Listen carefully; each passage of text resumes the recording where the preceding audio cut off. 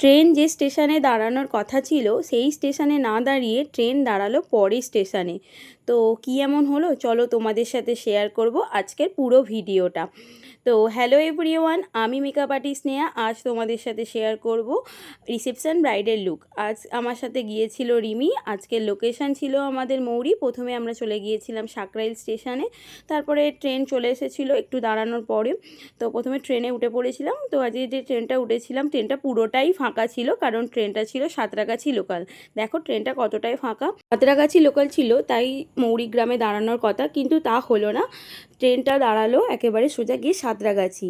মৌরিগ্রাম স্টেশনেই আসলে ট্রেনটা ঢোকেনি, তো সেটা নিয়েই আমাদের একটু চিন্তা হচ্ছিল। আর হাতে টাইম নিয়ে বেরিয়েছিলাম বলেই হয়তো আজকে ক্লায়েন্টের বাড়িতে ঠিক টাইম মতো পৌঁছেছিলাম। তো দেখো সাঁতরাগাছি নেমে আমরা আবার ট্রেন চেঞ্জ করেছিলাম, করে চলে গিয়েছিলাম ক্লায়েন্টের লোকেশানে। তো ক্লায়েন্টের বাড়ি থেকে আমাদেরকে আনতে এসেছিলো। প্রথমে আমরা ওখানে গিয়ে আমাদের প্রোডাক্টগুলো রেডি করে নিয়েছিলাম এবং এখানে আমাকে রিমি দেখাচ্ছিল খাটের অবস্থাটা কীরকম।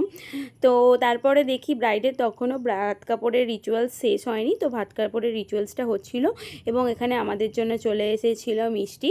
তো তারপরেই বসিয়ে দিয়েছিলাম ব্রাইডকে এবং ব্রাইডের থেকেও আমরা জেনে নেবো ও কীরকম। হ্যালো রিমিদি, আজ তোমার রিসেপশন, তো আমাকে বুক করেছো, তো কীরকম কি সাজবে আমাকে একটু বলো। আমি জাস্ট এখানটা পাপ করবো আর সামনেটা কার্লি করবো। আচ্ছা আর খুব একটা হেভি মেকআপ নয়, নর্মাল। আচ্ছা, তো তোমরা শুনতেই পেলে ও কীরকম কি সাজবে। তো সেই মতোই আমি ওকে মেকআপ করতে বসিয়ে দিয়েছিলাম এবং প্রথমে স্কিনটা প্রিপারেশন করে নিচ্ছিলাম। তো স্কিন প্রিপারেশনের পর আমি এখানে বেসটা করে নিয়েছিলাম। তো বেসের ভিডিও নিতে রিমি ভুলে গেছে, বেসটা কমপ্লিট করে আমি এখানে করে নিয়েছিলাম। আই মেকআপ করতে করতে দেখি ব্রাইড আমার ঘুমিয়ে পড়েছে। ওকে অনেকবার ডেকেছি কিন্তু ও এতটাই ক্লান্ত ছিল, আসলে ওর শরীরটাও ভালো ছিল না আগের দিনে। তো তারপরে আমি করে নিয়েছিলাম কন্ট্রোর। তো কন্ট্রোর করে নেওয়ার পর করে দিয়েছিলাম ব্লাশার। তো এবার দেখাবো ওর ফুল বেসটা, তো তোমরা দেখে জানিও কীরকম হয়েছে। এটা হচ্ছে ওর ফুল অ্যান্ড ফাইনাল বেস। তো তোমরা দেখে জানো বেসটা কীরকম হয়েছে। তারপর ওকে বসিয়ে দিয়েছিলাম হেয়ারস্টাইল করার জন্য। তো এখানে চলে এসেছিল দিদির ননদ, যে আমাকে বুকিং করেছিল ওর জন্য। তো চলো তোমাদের সাথে শেয়ার করব ওর ফুল অ্যান্ড ফাইনাল লুকটা। এই হলো ওর ফুল অ্যান্ড ফাইনাল লুক। তোমরা দেখে অবশ্যই জানিও লুকটা কীরকম হয়েছে। ও আমাকে যেরকম হেয়ারস্টাইল করে দিতে বলেছিল আমি সেই রকম করে দেওয়ারই চেষ্টা করেছি। তো তোমরা দেখে জানিও কীরকম হয়েছে। এখানে একটু লাইটের সমস্যা ছিল, তো খুব একটা ভালো ভিডিও আসেনি। তো চলো ওর থেকেও জেনে নিই ওর আমার কাছে সেজে কীরকম লাগলো। দিদি কেমন লাগলো বলো সেজে? আমি খুব হ্যাপি।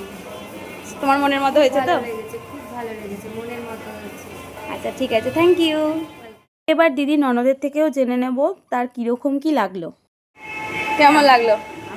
আমার তো একদম মনের মতো হয়েছে, খুব সুন্দর হয়েছে, আমি যেটা চেয়েছিলাম একদম ঠিকঠাক। আচ্ছা ঠিক আছে, থ্যাংক ইউ। তোমরাও জানিও লুকটা কীরকম হয়েছে, আর ভালো লাগলে অবশ্যই লাইক কমেন্ট শেয়ার করে দিও। আর তোমরা যদি চাও তোমাদের স্পেশাল ডেতে আমাকে বুক করতে তাহলে অবশ্যই কন্ট্যাক্ট করে নিও। তো চলো আবারও দেখা হবে একটা নতুন ভিডিও নিয়ে। টাটা।